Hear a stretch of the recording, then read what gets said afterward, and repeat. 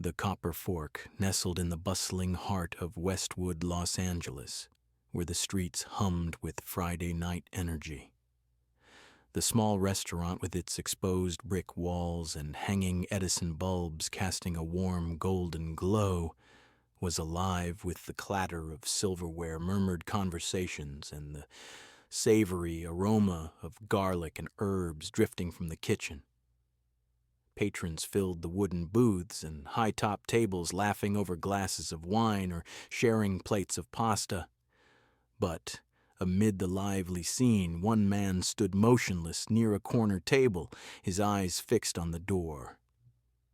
Graham Keller was 36, a warehouse worker who spent his days lifting crates in a dimly lit distribution center on the outskirts of the city. He was a single father to Evie, his 5-year-old daughter, whose bright eyes and infectious laugh were the only things keeping him going through the long shifts and sleepless nights. Tonight he had dressed in his best, a crisp white shirt, ironed meticulously, khaki pants pressed flat, and black shoes polished to a shine. In his hands he clutched a modest bouquet of wild daisies picked up hastily from a supermarket on his way over. His heart raced with the mix of nerves and hope. It had been years since he'd been on a date, and this one felt like a small step toward building a stable life for Evie. He didn't know he was walking into a trap. Tucked away in a dimly lit booth across the room, 3 of Graham's co-workers huddled together, stifling grins. Chase, the ringleader, a stocky guy in his late 20s with a perpetual smirk and a reputation for crude jokes, leaned in close to his buddies. "This is gonna be gold," he whispered, his phone propped up discreetly on the table, camera ready. "Wait till he sees her face. 1,000,000 views easy." The other 2 nodded, eyes gleaming with mischief. They had set this up weeks ago, creating a fake profile on a dating app matching Graham with someone they knew would shock him all for a viral prank video. Chase had scouted the woman online, drawn to her profile for the humor in her appearance. The door swung open with a soft chime. A woman entered her presence, drawing immediate attention. She was about 30, with her dark hair tied back in a simple ponytail and a modest blue dress that fell just below her knees. But what caught everyone's eye and held it was the deep scarring on the right side of her face. Burn marks twisted from her cheek down to her neck, the skin puckered and discolored in shades of red and white. Whispers rippled through the room. A couple at a nearby table averted their eyes, while others stared openly before pretending to focus on their meals. Her name was Riley Quinn. She scanned the room with quiet resolve, her brown eyes sharp and guarded. Spotting Graham, she hesitated for a split second before walking toward him. She was used to the stares, the judgments. They had become part of her daily armor since the accident over a decade ago. But tonight, stepping into this setup, she felt a familiar knot in her stomach. Graham noticed her approach and stood up straight, his face breaking into a genuine smile. Without a flicker of hesitation, he pulled out the chair for her. "Riley," he asked, his voice steady and warm. She nodded, her posture tense as she sat down. She braced herself for the inevitable, the awkward excuse, the sudden phone call, the polite but firm goodbye. It had happened before, more times than she cared to count. But Graham didn't flinch. He sat across from her, placing the daisies gently on the table. "You look nice," he said simply. "Would you like to try the crab pasta? I've heard it's really good here." Riley blinked, caught off guard. No pity in his eyes, no discomfort in his tone, just straightforward kindness. She glanced at the menu, her fingers tightening on the edge. "Sure," she replied softly, her voice barely above a whisper. For the first time in a long while, she felt seen not as a curiosity, but as a person. In the booth across the way, Chase's grin faltered. He nudged his friends, whispering urgently, Why isn't he bailing? This isn't funny anymore. Their phones remained poised, but the anticipated chaos hadn't materialized.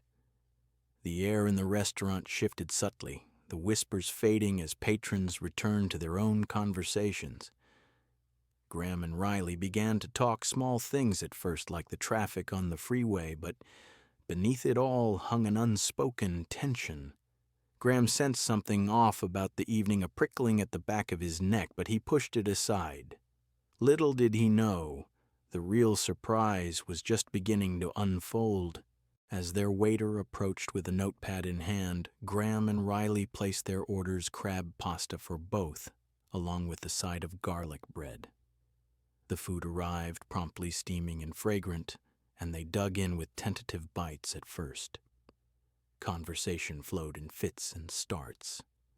Graham commented on the relentless Los Angeles traffic, how it turned a simple commute into an endurance test.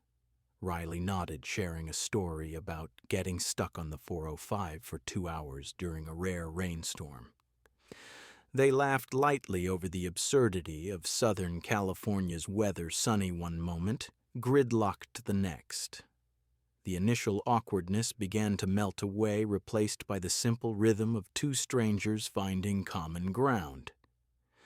But Riley couldn't ignore the elephant in the room forever. She set her fork down midway through the meal, her expression turning serious as she met Graham's eyes across the table. The scars on her face caught the warm light from the overhead bulbs, casting subtle shadows that accentuated their texture. She took a steadying breath, her fingers tracing the edge of her napkin. "Look, Graham," she said, her voice low but firm. "I appreciate you staying and being polite, but people usually bail when they see this." She gestured vaguely to her cheek. "Or they pretend it's not there, which is almost worse, so I have to ask straight up, for you is appearance everything?" The question hung in the air, raw and unguarded. Graham paused, his fork halfway to his mouth. He lowered it slowly, taking a moment to really look at her, not just the scars, but the depth in her brown eyes, the slight tremble in her hands, and the quiet strength in her posture. He could sense the weight behind her words, the years of rejection that had built up like layers of armor. "No," he replied honestly, his tone even and sincere. "It's not everything. I won't lie. I was surprised at first, but surprises aren't always bad. What matters to me is who someone is, not just what they look like. And right now, I'm curious about you. The real you." Riley blinked, caught off guard by his straightforwardness. She had braced for excuses or pity, the kind that came wrapped in awkward sympathy. But Graham's response felt different, genuine, without a trace of condescension. For a moment, she didn't know what to say, her usual defenses cracking under the unexpected kindness. In her line of work as a freelance graphic designer, she hid behind screens and emails, crafting beautiful images for clients who never saw her face. It kept her safe, but also isolated. This was uncharted territory. Across the room in their hidden booth, Chase leaned back with a frustrated sigh, his phone still recording, but capturing nothing worth the hype. "This is boring," he muttered to his friends, who shifted uncomfortably. "He's supposed to freak out and leave. What's he doing, chatting like it's a real date?" The prank, meant to be a quick laugh at Graham's expense, was fizzling out before their eyes. One of the guys suggested cutting their losses and heading out, but Chase shook his head, unwilling to admit defeat just yet. The tension in the restaurant shifted abruptly when a middle-aged man at the adjacent table, overweight with a half-empty beer glass in hand, leaned over and spoke loudly enough for half the room to hear. "Must be desperate times if a guy's gotta date someone with a face like that," he slurred, chuckling to his companion as if it were a harmless joke. The words landed like a slap, silencing nearby conversations. Heads turned. A few patrons exchanged uneasy glances, but no one intervened. Graham's jaw tightened. He set his napkin down deliberately and stood up facing the man with a calm but unyielding stare. The restaurant seemed to hold its breath. "That woman has more courage in her than you've probably shown in your entire life," Graham said, his voice steady and clear, carrying across the quiet space. "If you don't have anything decent to say, keep it to yourself." The man flushed, muttering something under his breath before looking away deflated. A smattering of applause broke out from a couple of tables, soft at first, then building slightly before fading. The waiter shot Graham an appreciative nod as he refilled their water glasses. Riley sat frozen, her eyes wide with a mix of shock and gratitude. As Graham sat back down, she whispered, "Thank you." Her voice cracked just a little, emotions bubbling up that she hadn't expected tonight. Graham shook his head modestly. "No one should have to thank someone for basic respect," he replied. "Besides, he was wrong. Completely."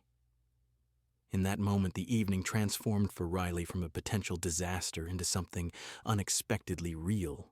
They resumed their meal, the air between them lighter charged with a newfound connection born from that single act of defense.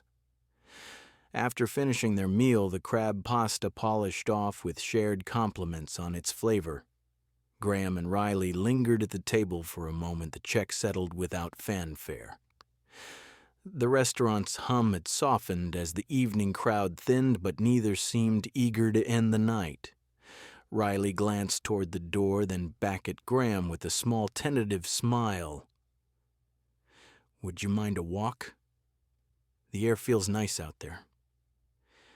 Graham nodded, standing to help her with her chair once more. They stepped out into the cool Los Angeles evening, the streets of Westwood alive with the glow of neon signs and the distant hum of traffic.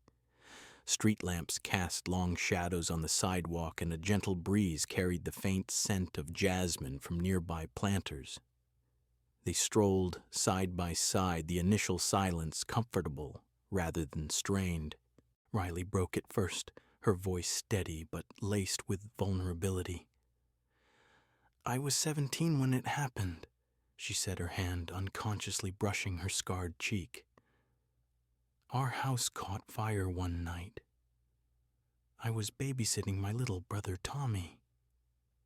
The flames started in the kitchen, faulty wiring," they said later. "I heard the smoke alarm and ran downstairs. The heat was unbearable, like walking into an oven. I grabbed Tommy from his room, but the fire had spread so fast I shielded him as we escaped, and, well, this is what it left me with." She gestured to the scars, her fingers tracing the uneven ridges without flinching. "The pain had been excruciating, days in the hospital, skin grafts that never quite healed smoothly, but she spoke of it matter-of-factly as if recounting a distant memory. I saved him, though. That's what mattered. No regrets there." Graham walked quietly beside her, absorbing every word without interruption. He could picture it vividly, the roar of flames, the choking smoke, Riley's desperate push through the inferno. "That took incredible courage," he said softly, his tone filled with genuine admiration. Riley shrugged, but her eyes betrayed a flicker of emotion. "After that, everything changed. My parents couldn't handle it. Blamed each other, fought constantly. They divorced within a year. I went to live with my aunt in Pasadena and Tommy. He didn't speak to me for 3 years. He felt guilty, like it was his fault I got hurt. It broke my heart more than the burns ever did." She paused under a streetlight. Her face half illuminated, the scars more pronounced in the harsh glow. "I threw myself into school after that. Studied graphic design, something I could do from behind a screen. Now I freelance creating logos and websites for clients who never have to see my face. Online, I'm just Riley Quinn, talented designer. But in real life, her voice trailed off, a bitter edge creeping in. People see the scars first. Dates end before they begin. Friends drift away. It's easier to stay hidden. Graham listened, his steps matching hers as they turned down a quieter side street, lined with boutique shops closed for the night. When she finished, he shared his own story, his voice low and reflective. Evie, my daughter, she's 5 now, but she's been through more than most kids her age. She has severe asthma, ended up in the ICU 3 times last year alone. The attacks come out of nowhere, wheezing, struggling for breath. I remember the first one like it was yesterday, middle of the night, her little chest heaving.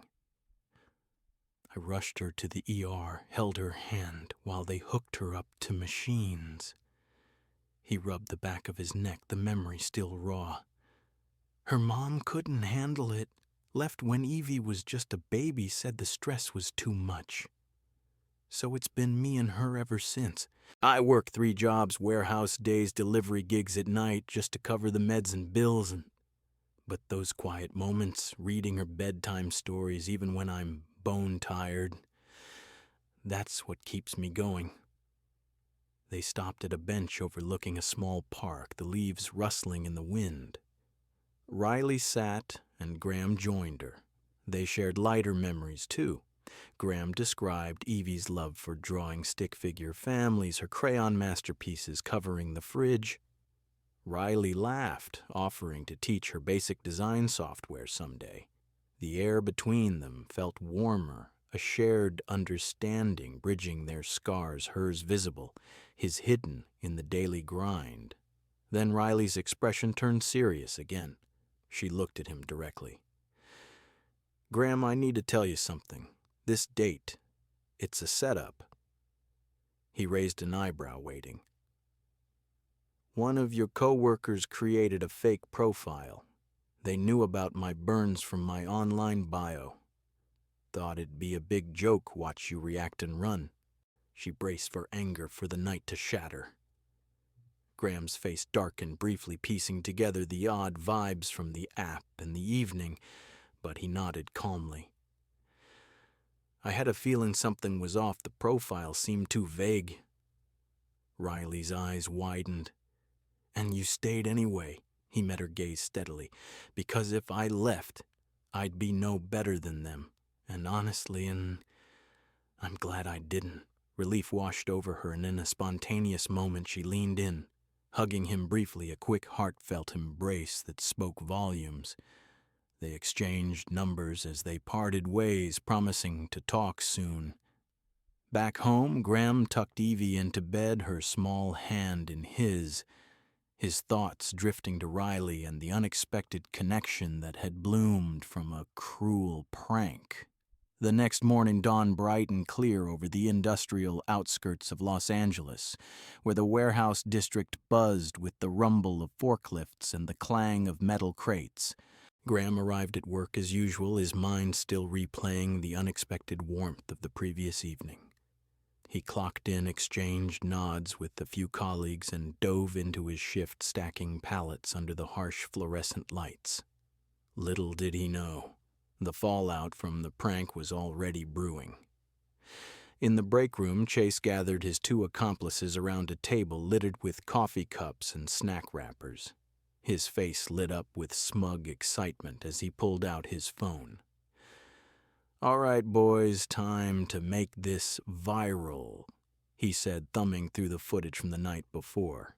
The video captured Graham's initial greeting, Riley's entrance, and snippets of their conversation, but instead of the awkward bailout they'd hoped for, it showed Graham's steady kindness and the confrontation with the rude patron. Chase fast-forwarded, grumbling, "Whatever we can edit it to look funny. Focus on her face. People will eat up the freak show angle."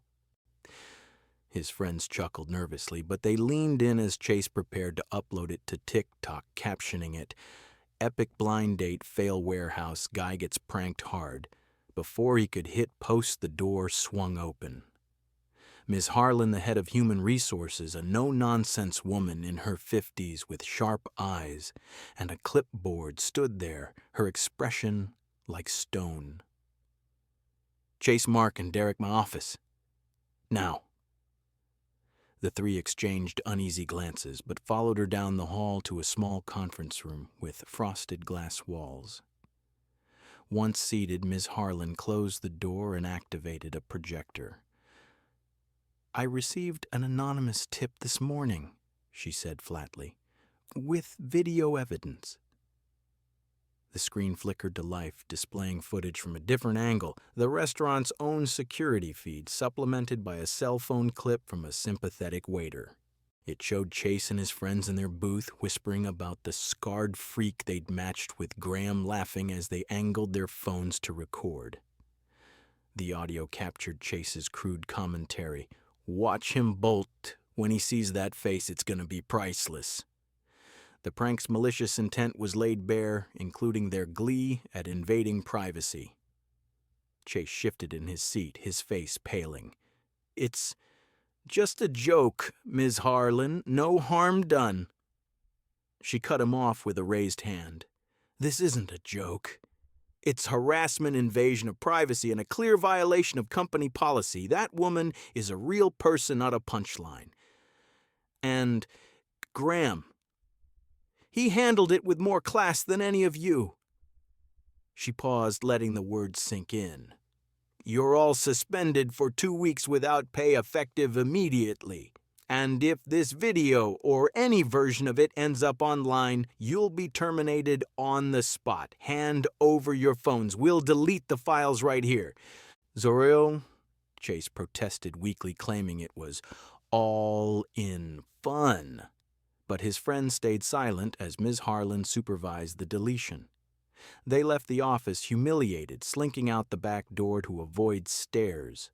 Word spread through the warehouse like wildfire, whispers in the aisles about the prank gone wrong, the video evidence, and how Chase's crew had crossed the line. Colleagues who once dismissed Graham as the quiet single dad now patted him on the back during lunch. "Heard what happened, man," one said. "You didn't run. You stood up for her. Respect."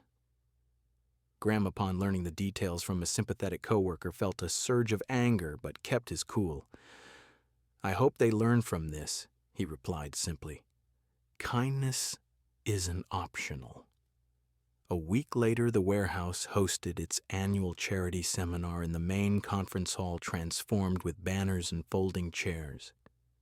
Employees mingled over coffee and donuts as the event kicked off, focused on community support initiatives. The keynote speaker was from the Phoenix Foundation, the nonprofit dedicated to aiding children with physical disfigurements and trauma. As the introduction wrapped, a woman stepped onto the makeshift stage, poised and professional in a tailored blue blazer and slacks. It was Riley. She adjusted the microphone, her scars visible, but her confidence unwavering under the bright lights. "Thank you for having me," she began, her voice clear and steady. "The Phoenix Foundation helps kids navigate a world that judges them by appearances, providing counseling, medical support, and a reminder that true strength comes from within. We also celebrate the parents who never give up on them, fighting battles most people can't imagine." She scanned the room, her eyes landing on the back row. "Recently, I met one such father, a man who chose empathy over judgment even when the odds were stacked against him." Graham stood there holding Evie's small hand as she perched on a chair beside him, wide-eyed at the crowd. The audience turned, murmuring in recognition. Applause erupted, genuine and warm. Chase slouched in a corner seat during his suspension review, averted his eyes, the weight of his actions finally hitting home. Riley smiled from the stage-locking eyes, with Graham, a silent acknowledgement passing between them. In that moment, The prank sting faded, replaced by something far more powerful validation and the spark of real change. After the seminar wrapped up with a round of applause and handshakes, the warehouse conference hall began to empty. Employees filed out chatting about the foundation's work and the upcoming raffle draws. Graham lingered near the back, holding Evie's hand as she bounced excitedly on her toes, her pigtails swinging. "That was cool, Daddy. The lady talked about helping kids like me with my breathing stuff." Graham smiled down at her, squeezing her hand. "Yeah, it was. Let's say hi to someone before we go." Riley descended from the stage, weaving through the thinning crowd with a stack of brochures in her arms. She spotted them immediately and made her way over her professional demeanor, softening into a warm grin. "Graham, Evie, hi. I didn't expect to see you here." Evie released her father's hand and dashed forward, stopping just short of Riley with wide-eyed curiosity. "You're the lady from the pictures on the Foundation's website. I saw them online with Daddy. You're super brave." Riley knelt down to Evie's level, her scars catching the overhead lights but her eyes sparkling with genuine delight. "Well, thank you, sweetie. I'm Riley, and you must be Evie. Your dad talks about you all the time." Evie beamed, thrusting out a small hand for a shake. "Yep. And I think you're nice. Daddy said you help kids who feel different." Riley took the hand gently, her heart melting at the child's unfiltered kindness. "That's right. We make sure no one feels alone." Graham watched the exchange, a quiet pride swelling in his chest. In the weeks that followed, their paths intertwined more frequently. It'd start with a casual coffee meetup at a quiet cafe near the warehouse where Riley and Graham swapped stories about their daily routines, her late-night design deadlines, his early morning shifts. Evie joined them on weekends, turning simple outings into joyful adventures. At a local park, Riley sat cross-legged on the grass, reading from a worn copy of The Giving Tree. Her voice animated as Evie leaned against her, giggling at the funny voices. Graham watched from a nearby bench, marveling at how naturally Riley fit into their world. Later, when a leaky faucet in Riley's apartment threatened to flood, Graham showed up with his toolbox, fixing it in under an hour, while Evie helped by handing him wrenches. They shared deeper vulnerabilities, too. Riley opened up about her isolation, how the scars had turned social gatherings into ordeals, leaving her to build a life behind computer screens. "It's safe but lonely," she admitted one evening over takeout pizza at Graham's modest apartment. Graham nodded, recounting his own struggles, the fear during Evie's asthma attacks, the exhaustion of juggling jobs, the ache of raising her alone after his ex-wife's departure. "But Evie's my anchor," he said. "She makes it all worth it." Evie healthier now thanks to a new medication? Regimen drew pictures for Riley, colorful scenes of families holding hands, scars turned into superhero marks. One crisp early winter afternoon, the three of them gathered at the same park bench where Graham and Riley had first opened up. Evie chased fallen leaves, her laughter echoing as a light breeze stirred the air. She plopped down between them, out of breath and grinning. "Riley, do your scars hurt?" she asked innocently, her head tilted in curiosity. Graham started to intervene, but Riley held up a hand, smiling softly. "Not anymore, sweetie. They used to a long time ago, but what really hurts is when people look at me and don't see me, just the marks." Evie pondered this, her small brow furrowed. "Well, I see you.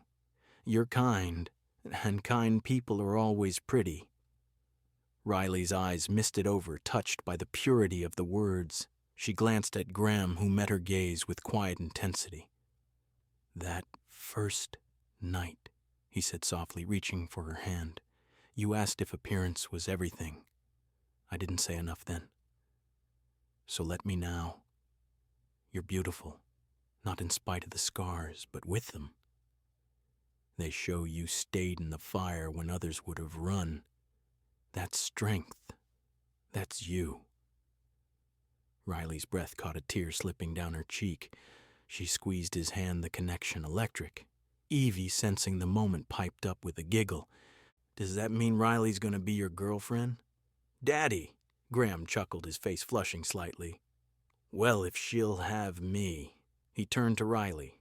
Riley, would you? She nodded, her smile radiant. Yes, I'd love that. Evie cheered, wrapping her arms around both of them in a group hug. As the sun dipped lower, painting the sky in hues of orange and pink, the three walked hand in hand through the park, Graham in the middle, Evie skipping on one side, Riley on the other. It wasn't a perfect picture. Life still held its challenges, Evie's health, Graham's demanding job, Riley's lingering insecurities. But in that moment, they formed something real, built not on blood or coincidence, but on empathy and choice.